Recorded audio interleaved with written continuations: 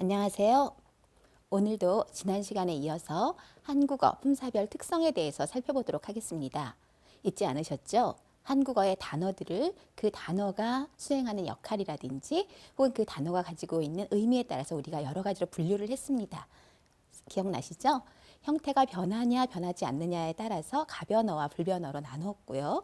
그 다음에 그것이 그 문장 안에서 뭐 주어나 목적어와 같은 그런 역할을 수행하는 것을 우리는 체언이라고 이야기를 했고, 그리고 서술어의 역할을 수행하는 것을 용언이라고 했습니다. 오늘은 그래서 용언, 서술어의 역할을 수행하는 동사와 형용사의 품사별 특성에 대해서 좀 보겠고요. 그리고 이제 문장을 꾸며주는, 문장 안에서 다른 어떤 문장 성분을 꾸며주는 역할을 하는 것을 수식어이라고 이야기했는데요. 수식어에는 관형사와 부사가 해당하죠. 그래서 오늘은 용언과 수식어에 해당하는 동사, 형용사, 그리고 관형사와 부사에 대해서 살펴보도록 하겠습니다. 자, 용어는 방금 이야기한 바와 같이 문장에 주어를 서술하는 기능을 가지고 있는 단어를 이야기합니다. 동사와 형용사가 여기 해당하고요. 자, 그런데 이 용어는 우리가 이제 용어를 이야기할 때는 본용언과 보조용언이라고 하는 말을 합니다. 이 용어에서도 여러분들이 아마 의미를 아마 알아채셨으리라고 생각을 하는데요. 본과 보조의 이 의미를 보면, 그러니까 본용어는 뭔가 중심이 되는 서술을 하는 그런 용언을 이야기하는 것 같죠. 아래에 있는 예를 한번 좀 보겠습니다. 나는 오늘 집에 있었다. 여기에서는 어때요? 용언이 하나밖에 없죠. 나는 오늘 집에 있었다, 있다라고 하는 서술어가 하나가 있습니다. 그런데 그 아래에 있는 예를 볼까요? 나는 책을 읽고 있다. 읽다와 그 다음에 있다라고 하는 두 개의 용언이 있습니다. 그런데 자, 이 문장 안에서 어떤 용언이 더 중심이 되는 역할을 하고 있을까요? 나는 책을 읽다. 나는 책을 읽다. 발음이 비슷해서 여러분들이 구분을 잘 하실지 모르겠는데, 나는 책을 읽는다로 할까요? 그러면 나는 책을 읽는다. 자, 이 문장에서 읽고 있다에서 중심이 되는 용어는 책을 읽는다에 해당하는 읽다입니다. 그러면 있다는 어떤 역할을 수행할까요? 있다는 읽다를 보조하는 역할을 하고 있는 것이죠. 자, 그렇기 때문에 나는 책을 읽는다라고 하는 것은 그 자체로도 문장이 되지만, 나는 책을 읽다라고 하는 것은 문장으로 성립될 수가 없습니다. 그래서 이 본용언이라고 하는 것은 그 문장에 주된 그런 어떤 서술의 기능을 담당하는 용언을 이야기하고, 그리고 이 보조용언이라고 하는 것은 독립적으로는 사용될 수가 없습니다. 방금 이야기한 바와 같이 나는 책을 읽다라고 하는 문장은 성립될 수 없다고 이야기했죠. 언제나 의존적으로 사용됩니다. 그래서 이 앞에 있는 서술어 본용언을 보조해주는, 즉 본용언의 의미를 더해주는 역할을 하는 것이죠. 그래서 나는 책을 읽고 있다라고 하는 문장에서 있다라고 하는 보조용어는 앞에 있는 읽다를 계속 진행하고 있다, 동작이 진행되고 있다라고 하는 의미를 나타내는 것이죠. 나는 여행을 가고 싶다라고 하는 문장에서는 어떻습니까? 가다가 본용언이고, 싶다라고 하는 것은 어떤 그 화자의 희망, 바람을 나타내는 그런 의미를 더해주는 그런 역할을 하는 것이죠. 그래서 나는 책을 읽고 있다나 나는 여행을 가고 싶다와 같이 이렇게 용언이 두 개가 연결돼서 쓰였을 때 앞에 있는 것은 이제 본용언이고, 뒤에 있는 것은 그런 본용언의 의미를 더해주는 그런 보조용언이다, 이렇게 설명을 했는데요. 맨 마지막에 있는 예를 한번 볼까요? 나는 사과를 씻어 먹었다. 여기에도 씻다와 먹다라고 하는 용언이 두 개가 연결되어 나옵니다. 자, 그러면 앞에 있는 씻다는 본용언이고 뒤에 있는 먹다는 보조용언일까요? 자, 나는 사과를 씻었다. 나는 사과를 먹었다. 둘 다 문장이 성립이 되네요. 그렇죠? 그리고 이 씻다와 먹다는 어느 하나가 더 중요한 것이 아니라 씻다도 그 자체로 중심 의미가 되고, 그리고 먹다도 그 자체로 중심 의미가 됩니다. 그리고 이 경우에는 그래서 나는 사과를 씻었다, 그리고 나는 사과를 먹었다, 이 두 문장의 연결로 봐야 되는 것이죠. 그렇기 때문에 늘 이렇게 그 두 개의 서술어가 연결돼서 나온다고 해서 하나는 본용언이고 하나는 보조용언인 것은 아니고요. 뒤에 있는 그런 어떤 용언이, 서술어가 앞에 있는 용언의 의미를 보조하는 역할을 할 때 그때만 보조 용언이라고 할 수 있고, 그 보조 용어는 언제나 그 자체만으로는 문장으로 성립될 수 없다. 나는 책을 읽다와 같은 그런 문장은 성립될 수 없다. 이렇게 여러분들께서 이해를 하시면 되겠습니다. 자, 그럼 이제 먼저 동사부터 좀 살펴보도록 하겠는데요. 자, 동사는 우리가 익히 알고 있습니다. 동사, 움직이다 거잖아요. 움직임을 나타내는 그런 단어를 우리는 동사라고 부릅니다. 예문에 있는 것처럼 동생이 책을 읽는다, 그리고 동쪽에서 해가 뜬다. 우리가 이것이 뭔가 그런 동작을 나타낸다는 것을 쉽게 알 수 있습니다. 자, 그런데 그 아래에 있는 예를 한번 볼까요? 독서는 책을 읽는다는 뜻이다. 그리고 산에 올라 일출을 보았다. 읽다와 그다음에 뜨다는 분명히 동사라고 이야기를 했는데, 그러면 독서나 일출은 품사가 뭘까요? 책을 읽다, 해가 뜨다, 이런 의미인데 이것도 그러면 동사일까? 결론부터 말씀드리면 독서나 일출은 동사가 아닙니다. 이것은 명사입니다. 왜냐하면 독서는 책을 읽는 것, 책을 읽는 행위를 나타내고, 그리고 일출도 해가 뜨는 것, 이런 의미를 나타내는 것이죠. 그래서 해가 뜨는 것, 해가 뜨다가 있는데 왜 그것이 동사가 아닐까? 이렇게 좀 의문을 가질 수도 있는데요. 동사라고 하는 것은 움직임의 과정을 나타낼 수 있어야 합니다. 그래서 움직임을 과정적으로 나타낼 때 혹은 표시할 때 우리는 그것을 동사라고 이야기하는 것이죠. 독서는 명사고, 만약에 독서를 동사로 표현하고 싶다면 이 독서에 파생접사 하다를 붙여서 독서하다라고 해야지만 동사가 되는 것이죠. 그래서 동사는 사물의 움직임을 과정적으로 표시하는 그런 단어들의 집합이다. 이렇게 이해를 하시면 되겠습니다. 자, 그러면 이제 동사의 몇 가지 종류에 대해서 좀 보도록 하겠습니다. 동사에는 자동사와 타동사가 있죠. 여러분들 익히 알고 있으리라고 생각을 합니다. 자동사는 자가 있어요. 그렇죠? 스스로 그러니까 움직임이 주어에만 미치는 그런 동사를 우리는 자동사라고 합니다. 뭐 오다라든지 서다라든지 보이다, 들리다와 같은 이런 동사가 자동사에 해당합니다. 수미가 왔다, 음악 소리가 들린다. 그렇죠? 주어와 서술어로 문장이 완성될 수 있는 그런 어떤 동사를 우리는 자동사라고 이야기를 합니다. 그런데 이 자동사는 기본적으로 움직임이 주어에만 미치는데요. 어떤 자동사는 다른 문장 성분을 필요로 하는 경우들도 있습니다. 우리 전에 문장 성분에 대해서 공부할 때 되다라고 하는 것에 대해서, 되다라고 하는 동사에 대해서 공부를 했는데요.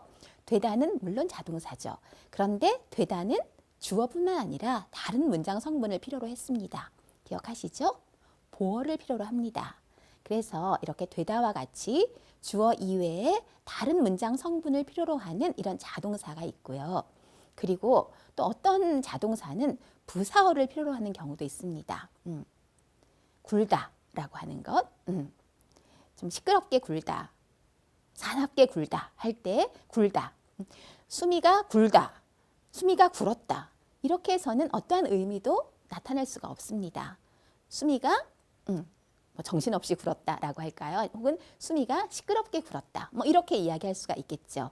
그래서 자동사 중에 일부 자동사는 반드시 부사어, 그러니까 필수적 부사어를 필요로 합니다. 그래서 자동사는 기본적으로 움직임이 주어에 미치지만 일부 그런 자동사에는 보어나 부사어를 필요로 하는 것들도 있다. 이렇게 말씀드릴 수가 있겠고요.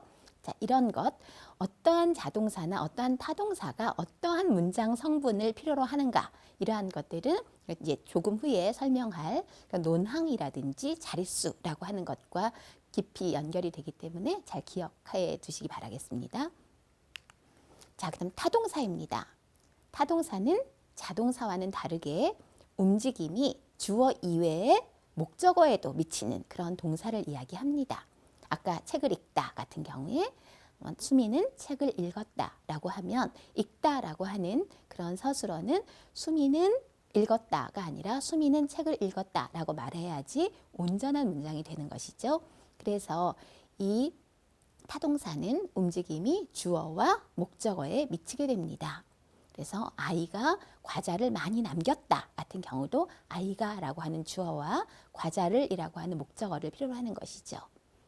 그런데 역시 타동사도 자동사와 마찬가지로 주어와 목적어 이외에 다른 문장 성분을 필요로 하는 그런 어떤 단어들이 있습니다. 그래서 부사어, 필수적 부사어를 필요로 하는 그런 타동사가 있는데요. 전에 우리가 필수적 부사어를 이야기할 때 살펴봤던 그런 예를 다시 한번 이야기해 볼까요? 삼다. 영주는 진철이를 사위로 삼았다 라고 할 때 영주는 진철이를 삼았다. 무엇으로 삼았는지 알 수가 없습니다. 반드시 무엇으로 삼았다 라고 해야 되죠. 김 교수는 형민이를 제자로 삼았다. 이렇게 해서 누구를 무엇으로 삼다 라고 하는 부사어가 반드시 필요한 그런 타동사가 삼다가 되겠습니다. 혹은 나는 선물을 주었다 라고 하는 문장도 일견 그냥 괜찮은 문장 같지만 사실은 온전한 문장은 아닙니다. 나는 누구에게 라고 하는 부사어가 꼭 필요한 것이죠. 주다이기 때문에. 그렇다면 나는 친구에게 선물을 주었다 와 같이 역시 주다도 이런 필수적 부사어를 이제 필요로 합니다. 그래서 타동사는 기본적으로는 주어와 목적어의 움직임이 좀 미치는 그러한 것을 타동사라고 이야기를 하는데 일부 타동사에는 필수적 부사어를 필요로 하는 것들이 있다. 이렇게 정리를 하시면 되겠습니다. 지금 자동사와 타동사를 이야기를 했는데요. 보통 어떤 동사들은 그것이 자동사의 성격을 갖거나 타동사의 성격을 갖습니다. 그런데 일부 동사에는 자동사의 성격도 갖고 또 타동사의 성격도 함께 가지는 그런 동사들이 있습니다. 이런 동사를 우리는 능격동사라고 이야기를 하는데요. 능격동사, 능이 그렇죠, 능격이에요. 그 능격동사는 자동사의 성격, 그러니까 형태가 변하지 않으면서도 자동사의 성격 그리고 타동사의 성격을 가집니다. 예를 들면 울리다 같은 거 한번 생각해 볼까요? 종이 울리다. 그렇죠? 종이 울리다. 그리고 종을 울리다. 그렇죠? 그래서 울리다는 자동사 그리고 타동사의 그 역할을 하고요. 또 움직이다. 그러니까 움직이다. 그렇죠? 자동차가 움직이다. 자동차를 움직이다. 그렇죠? 그래서 이런 자동사, 타동사 이외에 능격동사라고 하는 동사도 있다라고 하는 것을 기억하시면 좋겠고요.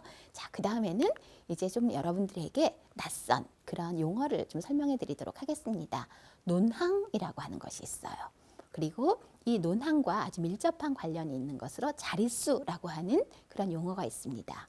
자, 논항이라고 하는 것은 조금 전에 자동사나 타동사를 설명을 하면서 어떠한 서술어가 그 문장 안에서 어떤 역할을 하면서 온전한 문장을 만들기 위해서는 꼭 필요로 하는 성분이 있다라고 이야기했습니다. 자동사는 기본적으로 주어가 필요하고 타동사는 기본적으로 주어와 목적어가 필요합니다. 그런데 일부 자동사는 보어를 필요로 하기도 하고 그리고 일부 자동사와 타동사는 필수적 부사어를 필요로 하기도 하죠. 그래서 바로 이렇게 온전한 문장을 만들기 위해서 서술어가 반드시 필요로 하는 문장 성분을 우리는 논항이라고 합니다. 그래서 이제 이 논항에 따라서 자릿수가 결정이 되는데요. 자동사, 일반적인 자동사들 철수가 왔다라고 했을 때 오다는 필요로 하는 문장 성분이 주어 하나입니다. 자, 그렇다면 이 오다라고 하는 서술어가 필요로 하는 그런 문장 성분은 주어 하나뿐이죠. 그래서 오다는 한 자릿수 서술어라고 이야기합니다. 수미가 왔다. 오다는 한 자릿수 서술어입니다.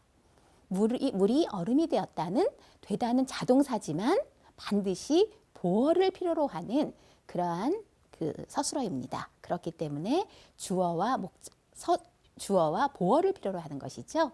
그래서 두 자릿수 서술어가 되겠고요. 수미는 책을 읽는다. 수미가 책을 읽는다는 읽다가 주어와 목적어를 필요로 하기 때문에 역시 두 자릿수 서술어입니다. 그런데 똑같은 타동사인데 보내다와 같은 것은 나는 동생에게 편지를 보냈다와 같이 부사어를 필요로 하죠. 동생에게와 같은 부사어를 필요로 합니다. 그렇기 때문에 이것은 주어와 부사어와 목적어를 필요로 하는 그런 세 자릿수 서술어가 되겠습니다. 그래서 논항과 이제 자릿수의 그런 개념은 여러분들이 이제 이해하셨으리라고 생각을 하는데요. 이것은 역시 같은 서술어인 그 형용사에도 마찬가지로 적용되겠죠. 형용사는 어떤 몇 자릿수 서술어일까요? 형용사는 일반적으로는 한 자릿수 서술어겠죠. 주어와 형용사. 그렇죠? 그러나 형용사의 경우에도 뭐 같다와 같은, 그렇죠? 다르다 이런 것들은 어떨까요? 뭐 내 마음이 뭐 누구의 마음과 같다라고 했을 때 내 마음이 같다. 이렇게 하면 문장이 안 되잖아요. 그렇죠? 내 마음이 누구의 마음과 같다라고 이야기할 때 그때는 누구의 마음과 라고 하는 부사어가 꼭 필요한 거죠. 그렇기 때문에 그럴 경우에도 두 자릿수 서술어가 되는 것입니다. 그래서 이 논항과 자릿수는 그런 어떤 동사와 형용사가 필요로 하는 그런 어떤 문장의 성분, 그리고 그 문장의 성분의 개수를 이야기한다라고 하는 것을 기억하시기 바라겠습니다. 자, 그 다음에 형용사인데요. 아주 간단하게 보고 넘어갈게요. 형용사는 그 말 그대로 사물의 성질이나 상태를 표시하는 그런 단어의 부류를 이야기합니다. 그리고 이 형용사에는 성상 형용사와 지시 형용사가 있습니다. 성상이죠. 성질, 상태. 성상 형용사. 대부분의 형용사는 성상 형용사입니다. 그런데 일부 형용사, 뭐 이러하다, 그러하다, 저러하다, 여러분들이 뭐 이렇다, 그렇다, 저렇다라고 많이 알고 있는 이런 형용사들은 지시하는 거죠. 맥락 속에서 그냥 이러해라고 말하면 알 수가 없어요. 그렇죠? 혹은 뭐 그러해라고 했을 때 알 수가 없으나 그 이야기가 만들어지는 그런 어떤 맥락 속에서 아 그렇다라고 하는 것이 어떤 의미인지 앞뒤 맥락 속에서는 이해가 가능하죠. 이러한 것을 지시 형용사라고 이야기를 합니다. 자, 그리고 또 형용사는 주관성 형용사와 객관성 형용사로도 구분해 볼 수 있는데요. 많은 형용사들이 일반적인, 객관적인 어떤 성질이나 상태를 나타내죠. 객관적 형용사들이 이제 많죠. 검다, 뭐 달다, 시끄럽다, 아름답다, 성실하다. 이러한 것들은 객관성 형용사입니다. 그런데 일부 형용사는 어떤 그 화자의 심리적인 상태나 감정을 나타내는 그러한 어떤 의미를 가지고 있습니다.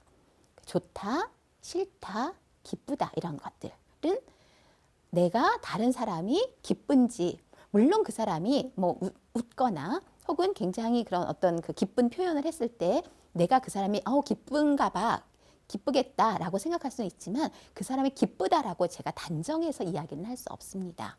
기뻐하다, 누가 기뻐하다 이렇게 말할 수 있겠죠. 자, 그래서 이런 주관성 형용사라고 하는 것은 화자의 그런 어떤 심리적인 상태나 감정을 나타내는 것이기 때문에 2인칭이나 3인칭 주어를 사용해서 문장을 만들 때는 사용할 수가 없죠. 예문에 있는 것처럼 나는 봄이 좋다. 이거 괜찮습니다. 그러나 수미는 봄이 좋다는 안 되는 거죠. 어떻게 해야 할까요? 수미는 봄을 좋아한다. 이렇게 바꿔야겠죠. 나는 배가 고프다는 괜찮죠. 그러나 수미는 배가 고프다. 그 사람이 하는 행동을 보고 어머 배가 고픈가 봐 라고 생각할 수 있어요. 혹은 수미가 뭐 배가 고파해, 배를 고파해 이렇게 동사로 바꿀 수는 있지만 수미가 배가 고프다라고 하는 것은 이것은 굉장히 문학적인 표현이거나 우리가 흔히 소설에서 전지적 작가 시점이라는 말을 하잖아요. 그런 상황이 아닌 일반적인 그런 언어 생활에서는 이런 그 주관성 형용사는 어떤 화자의 심리를 나타내기 때문에 1인칭, 그러니까 화자가 자신에 대해서 표현할 때만 사용할 수 있는 그런 어떤 그 용법의 제약이 있다라고 하는 것을 기억하시기 바랍니다. 자, 그 다음에는 수식어에 대해서 살펴보도록 하겠습니다.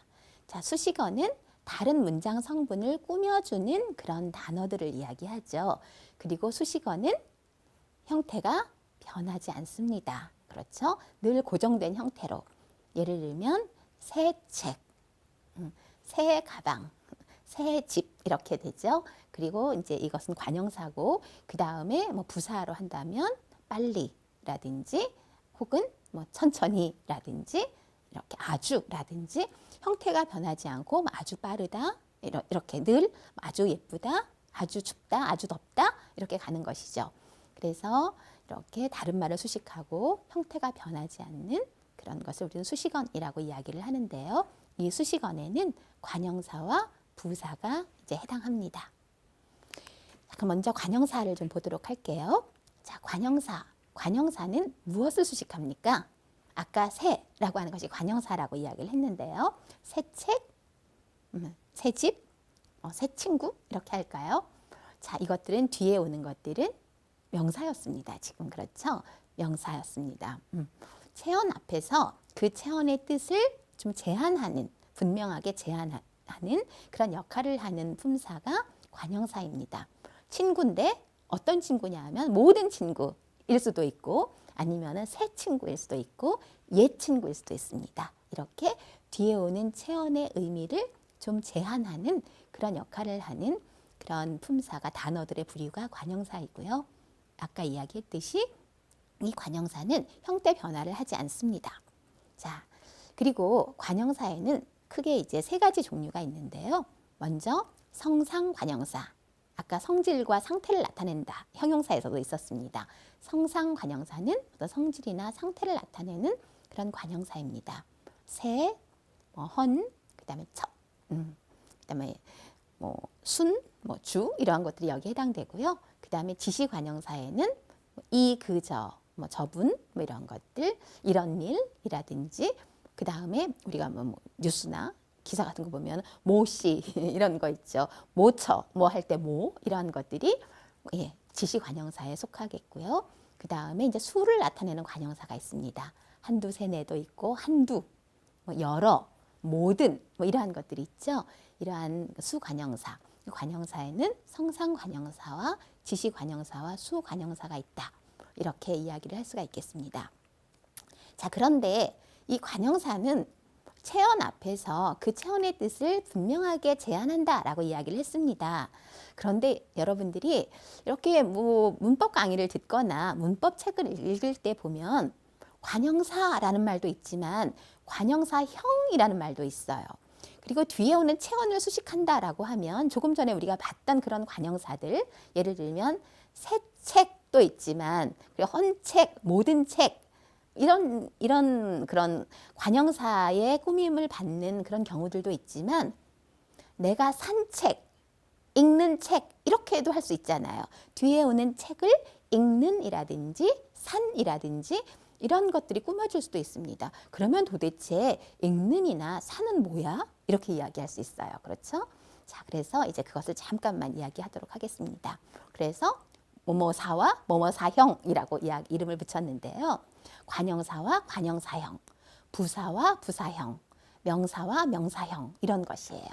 방금 전에 이야기한 바와 같이 일을 꾸며주는 그런 관형사에는 그 일, 무슨 일, 다른 일, 옛일, 별일 이런 것들이 있어요. 그러나 이렇게 일을 꾸며주는 그런 형태는 관형사뿐만 아니라 다른 방식으로도 가능해요. 좋은 일, 기쁜 일, 그리고 힘든 일, 하는 일. 여기서 좋다, 기쁘다, 힘들다는 형용사예요. 하다는 동사예요. 여기에 어미를 붙였죠. 그렇죠. 니은, 는이라고 하는 어미를 붙여서 뒤에 오는 일을 꾸며줍니다. 자, 이런 것들을 우리는 관형사형 어미라고 이야기를 하고 이것을 형용사나 동사의 관형사형이라고 이야기를 합니다. 그래서 관형사와 관형사형은 분명히 구분이 되는 거죠. 그래서 관형사는 그 자체로 변하지 않고 뒤에 오는 체언을 꾸며주는 그런 단어의 부류를 관형사라고 한다면 관형사형은 그런 기능을 기본적으로 가지고 있지 않은데 동사나 형용사에 혹은 그 명사 서술격 조사에 이다가 붙은 형에 니은이나 은이나 는이나 을이나 이런 것들을 붙여서 뒤에 오는 체언을 꾸며주도록 일시적으로 형태를 바꾼 것, 이것을 우리는 관형사형이라고 이야기합니다. 부사와 부사형도 마찬가지예요. 많이 공부했어, 열심히 공부했어, 성실히 공부했어에 많이 열심히 성실히는 그 자체가 하나의 독립된 단어고 부사입니다. 그런데 이제 뭐 성실이라고도 할 수 있지만 성실하다라고 하는 형용사가 있잖아요. 그것을 좀 공부하다를 꾸며주는 말로 바꾸고 싶어요. 그럴 때 우리는 개라고 하는 부사형 어미를 붙일 수가 있어요. 성실하게, 급하게 공부했어. 이렇게 쓸 수 있는 거죠. 역시 부사형 어미가 되는 거예요. 그래서 위에 있는 것은 부사고 그 다음에 성실하게, 급하게는 부사는 아니지만 그런 어떤 형용사의 부사형이 되는 것이죠. 자, 그래 명사와 명사형도 마찬가지입니다. 우리가 어떤 단어, 예를 들면 산이라든지 바다 같은 것들은 그 자체가 명사지만 어떤 명사들은 형용사나 동사에서 온 명사들도 있어요. 기쁨, 슬픔 이런 것들은 원래는 형용사였습니다. 그런데 거기에 이라고 하는 접사예요. 접사를 붙여서 그 자체가 이미 명사가 됐어요. 기쁨, 슬픔. 그 다음에 어떤 경우는 뭐 꿈 같은 거는 동사에 꾸다, 꿈을 꾸다 해서 꾸다가 꿈이라고 하는 명사가 되는 것이죠. 파생 접사, 미음을 붙여서 그 자체가 이미 명사입니다. 혹은 기라고 하는 파생 접사를 붙여서 또 명사가 되기도 합니다. 크기, 달리기, 말하기, 읽기, 쓰기, 듣기 뭐 이런 경우에 기를 붙이는 것이죠. 그런데 이제 또 다른 이나 기는 이렇게 명사로 바꾸어주는 역할, 완전히 명사로 바꿔주는 역할을 하기도 하지만 그렇지 않고 일시적으로 명사처럼 바꿔주는 역할을 하기도 해요. 어려움을 이기고 성공했다라고 했을 때 어려움이라고 하는 것은 하나의 완전한 독립된 단어로 바뀐 것이 아니라 무엇을 이기다라고 하는데 앞에 형용사를 그대로 쓸 수가 없기 때문에 일시적으로 미음을 붙여서 명사처럼 바꿔준 거예요. 이것을 우리는 명사형이라고 이야기합니다. 한국어는 배우기 쉽다. 한국어는 배우기 어려운가요? 그럼 한글이라고 하죠. 한글은 배우기 쉽다라고 했을 때 배우기 쉽다 할 때 그 배우기도 독립된 단어는 아닙니다. 그런데 쉽다 앞에 어떤 명사가 필요하기 때문에 명사처럼 바꿔준 거죠. 배우기 쉽다. 자, 그래서 이렇게 어떤 품사와 그 다음에 그 품사처럼 쓰이는 그 품사형, 관형사와 관형사형, 부사형, 명사형 이것들은 다르다라고 하는 것을 여러분들이 확실히 좀 이해를 하시면 좋겠고요. 그리고 그 옆에 보면은 파생 접사와 전성 어미라는 말을 썼는데요. 그래서 새로운 단어로 만들어주는 역할을 하는 이나 기, 그 다음에 많다라고 하는 그런 형용사에서 많이라고 하는 부사로 만들어준 이러한 것들은 파생 접사입니다. 새로운 단어로 만들어주는 것은 파생 접사고 일시적으로 그런 역할을 하게 만들어주는 그런 역할을 하는 것을 우리는 어미 중에서 전성 어미라고 이야기를 합니다. 자, 이것은 나중에 다시 한번 여러분들에게 설명할 기회가 있으니까요. 네, 이제 넘어가도록 하겠습니다. 자, 그 다음 부사를 보겠습니다. 부사는 다른 말을 꾸며주는 말이죠. 일반적으로 부사가 꾸며주는 대상은 무엇입니까? 부사가 꾸며주는 대상은 용언이죠. 그렇죠? 꽃이 활짝 피었다. 그렇죠? 피다, 꽃이 피었다. 그리고 꽃이 아주 예쁘다 할 때 예쁘다, 피다, 예쁘다와 같은 동사와 형용사를 꾸며줍니다. 용언을 수식합니다. 그러나 일부 부사는 다른 부사를 수식하기도 하고요. 그렇죠? 그리고 또 어떤 부사는 관형사를 수식하기도 하고 명사를 수식하기도 합니다. 예를 볼까요? 사과가 매우 잘 익었다. 매우 잘. 그렇죠? 잘을 꾸며주죠. 와, 컴퓨터가 아주 새 거네. 아주는 새, 아주 새. 그렇죠? 관형사를 꾸며줍니다. 그 가게는 교문 바로 옆에 있다. 옆, 바로 옆. 그렇죠? 명사를 꾸며줍니다. 이런 경우들도 있고요. 그 다음에 맨 마지막 문장에 설마와 같이 설마 시험 문제가 그렇게 어렵기에 하겠어? 이런 경우에는 이 설마는 뒤에 오는 설마 시험 문제가 아니라 그 뒤에 오는 문장 전체를 꾸며주는 것이죠. 그래서 이렇게 우리는 부사가 무엇을 꾸며주느냐에 따라서 성분부사, 뒤에 오는 어떤 성분을 꾸며주는 성분부사와 뒤에 오는 문장을 꾸며주는 그런 문장부사로 나누어 볼 수 있습니다. 자, 성분부사는 방금 전에 이야기했듯이 바로 뒤에 오는 그런 어떤 문장 성분을 꾸며주는 그런 부사를 이야기합니다. 이 성분 부사에는 성상부사와 지시부사 그리고 부정부사가 있습니다. 꽃이 활짝 피었다. 저리 가세요. 지시. 그렇죠? 저리 가세요. 이리 오세요. 그리고 제주도에 못 가봤어요. 안 가봤어요. 할 때 그럴 때 못이 바로 이런 그 부정부사에 해당되겠습니다. 문장부사는 문장 전체를 꾸며주는 그런 부사라고 이야기했죠. 그래서 문장부사는 좀 대체로 양태부사의 어떤 성격을 갖습니다. 양태라고 하는 것은 뭔가 어떤 내용에 대해서 화자가 그 내용에 대한 어떤 심리적인 태도를 나타내는 것을 우리가 양태라고 이야기합니다. 그래서 비가 온다라고 했을 때 비가 온다라고 하면은 그냥 그 사실이죠. 그런데 비가 오겠다라고 할 때는 어떤 거예요? 말을 하는 사람이 그럴 가능성에 대해서 생각을 한다거나 그러리라고 추측을 하는 거죠. 그런 어떤 화자의 심리 상태를 나타내는 거. 해야 한다라고 하면 화자가 마땅히 하는 것이 옳다라는 어떤 당위를 나타내는 것이죠. 이러한 것들이 바로 양태입니다. 그런데 이런 양태를 부사로 나타낼 때 그것을 이제 양태부사라고 하는데 양태부사들은 이제 문장부사의 성격을 갖는 것이죠. 설마 또 그런 일이 일어나겠어? 설마 하면은 아닐 것이야. 그렇지 않을 것이야. 라고 하는 그런 어떤 화자의 심리를 드러내는 것이죠. 제발 하면 어때요? 제발, 내가 이렇게 간절하게 부탁합니다. 빕니다. 이런 의미를 나타내는 것이죠. 그래서 어떤 화자의 그런 심리적인 태도를 표시하는 그런 양태부사는 우리가 아까 설마 뭐뭐 하겠어요? 설마 하겠어? 설마 뭐뭐 하랴? 제발 뭐뭐 하세요? 뭐뭐 하기 바랍니다와 같이 대체로 어떤 문장의 전형적인 어떤 구조나 형식 그리고 특정 어떤 어미들과 결합해서 호응 관계를 갖는 그런 어떤 용법들이 굉장히 많다라고 이야기할 수 있겠고요. 그래서 문장 부사의 가장 이제 대표적인 것은 양태 부사입니다. 그런데 문장 부사로 또 분류하는 것 중에 하나가 접속 부사인데요. 접속한다. 그렇죠? 접속 부사는 문장과 문장을 연결할 수도 있고 그 다음에 단어와 단어를 연결할 수도 있습니다. 문장과 문장을 연결한다라고 하면은 친구를 만났다. 그리고 영화를 봤다. 친구를 만났다. 영화를 봤다. 이 두 문장을 연결할 때 뭐 그리고 라든지 혹은 뭐 그래서 그러나 이런 것들이 다 그 접속 부사에 해당하겠죠. 그리고 이거 이외에도 지금 단어와 단어를 연결하는 것 중에는 좀 대등하게 연결하는 것들이 여기에 해당하는데요. mit이라든지 혹은이라든지 또는이라는 거예요. 그래서 여기 예문에 있는 것처럼 서울 또는 부산에서 일하고 싶다라고 했을 때 서울, 부산을 대등하게 연결해 줬죠. 서울 또는 부산에서 일하고 싶다 이렇게 되는 것이죠.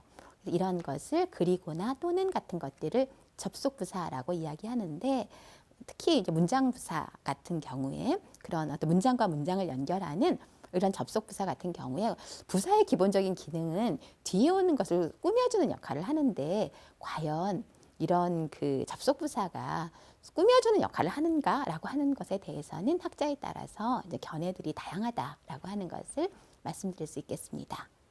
자, 오늘은 그래서 우리가 이제 그 단어의 품사 중에서 용언과 수식어에 대해서 살펴보았고요. 아마 여러분들이 충분히 이해하셨으리라고 생각을 하겠고 다음에 나머지 관계언 그리고 독립언에 대해서는 다음 시간에 살펴보도록 하겠습니다.